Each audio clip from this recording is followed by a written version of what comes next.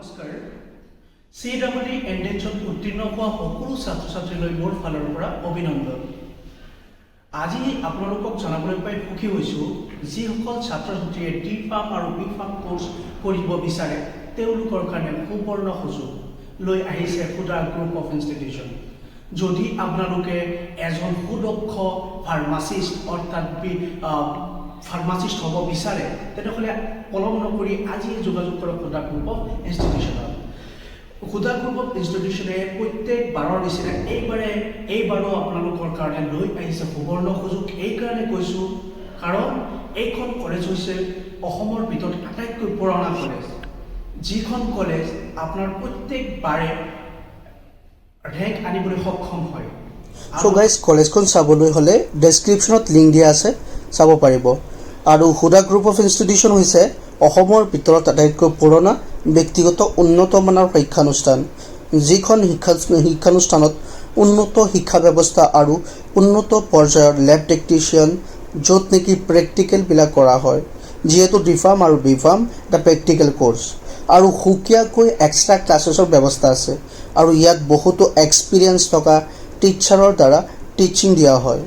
লগতে প্ৰত্যেকজন ছাত্ৰ ছাত্ৰীক সুদক্ষ ফাৰ্মাচিষ্ট হ'বলৈ অৰিহণা যোগায়, যাৰ জৰিয়তে নিজৰ লগতে সমাজ তথা দেশখনক উন্নতিৰ দিশত আগবঢ়ায়।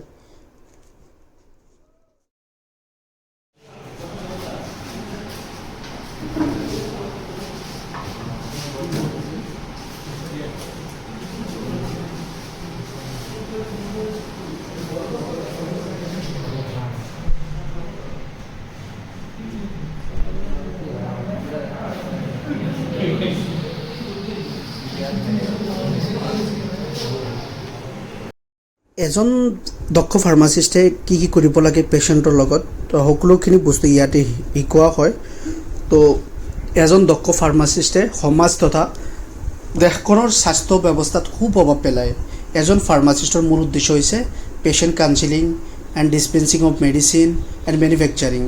ডক্টৰে লিখা প্ৰেছক্ৰিপশ্যন এজন দক্ষ ফাৰ্মাচিষ্টে বেমাৰৰ বিষয়ে ভালকৈ সম্পূৰ্ণ বুজায় আৰু বৰ্তমান স্বাস্থ্য আৰু বেমাৰৰ বুজ লয় আৰু বেমাৰ অনুযায়ী পেচেণ্টক ঔষধ প্ৰদান কৰে আৰু ঔষধবোৰ কেনেকৈ ব্যৱহাৰ কৰিব আৰু কিমান পৰিমাণ ব্যৱহাৰ কৰিব লাগে সম্পূৰ্ণ বুজাই দিয়ে আৰু নিৰ্দিষ্ট সময়লৈকে ঔষধবোৰ ব্যৱহাৰ কৰিবলৈ দিয়ে আৰু ঔষধৰ ছাইড ইফেক্টৰ বিষয়েও অৱগত কৰায় আৰু খাদ্যবস্তু নিয়মিত পালন কৰিবলৈ কয় আৰু ডেইলি এক্সাৰচাইজ কৰিবলৈ কয়। আৰু এজন ফাৰ্মাচিষ্টে সকলো বেমাৰৰ কাৰণে এৱাৰনেছ এই সকলোখিনি বস্তুৱেই প্ৰেক্টিকেলি শিকোৱা হয়। এইখন অনুষ্ঠানৰ পৰাই এজন ভাল দক্ষ ফাৰ্মাচিষ্ট হ'বলৈ অৰিহণা যোগায়। চ' আপোনালোকে ভিডিঅ'টো শেষলৈকে চাই থাকক, বাকীখিনি আপোনালোকক দেখাই আছোঁ।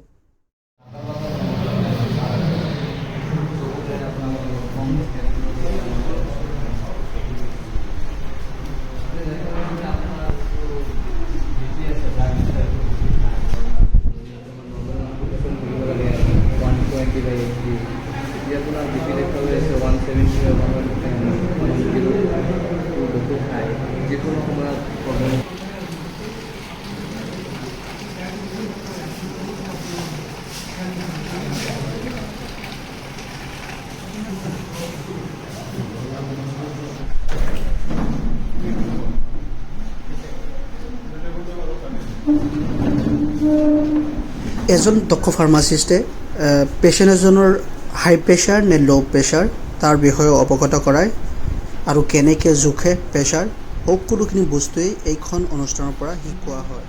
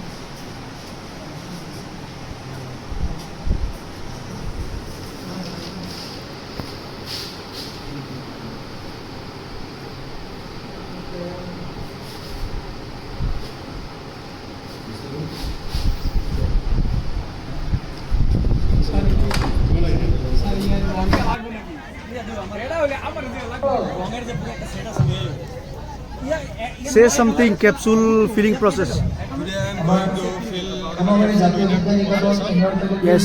help of capsule filling process. For the first time, we collect raw materials from different sources and weigh the materials. Then size separation. We took the extract other particles from raw materials, then mixing all raw materials. Then filling of capsule. Then we took a capsule body and put in the tray of the machine. Then we fill up with powder of capsule. Then we press it. And when it's completely pressed, then we cap off the capsule, then bind capsule and cap and body and seal the capsule. Then it is sorting and polishing, then it is ready for finishing. Thank you.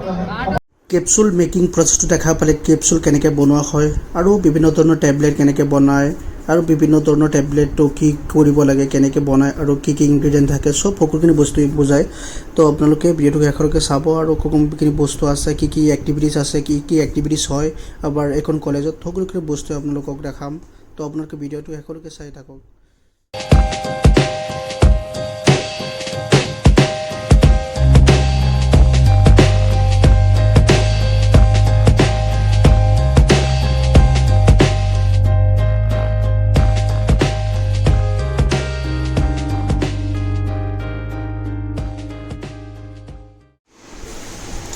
এইখন কলেজত annual mid কাম হয় আৰু annual mid কামৰ main উদ্দেশ্য হৈছে পুৰণা নতুন ছাত্ৰ ছাত্ৰীক মিট কৰা আৰু সেইটো তাৰ উদ্দেশ্য লৈ পেলাই এনুৱেল মিড কাম হৈছিলে আৰু এনুৱেল মিড কামৰ কিছু কিছু দৃশ্য আপোনালোকক দেখাওঁ আপোনালোকে চাই থাকক আৰু বিভিন্ন এক্টিভিটিছৰ দৃশ্য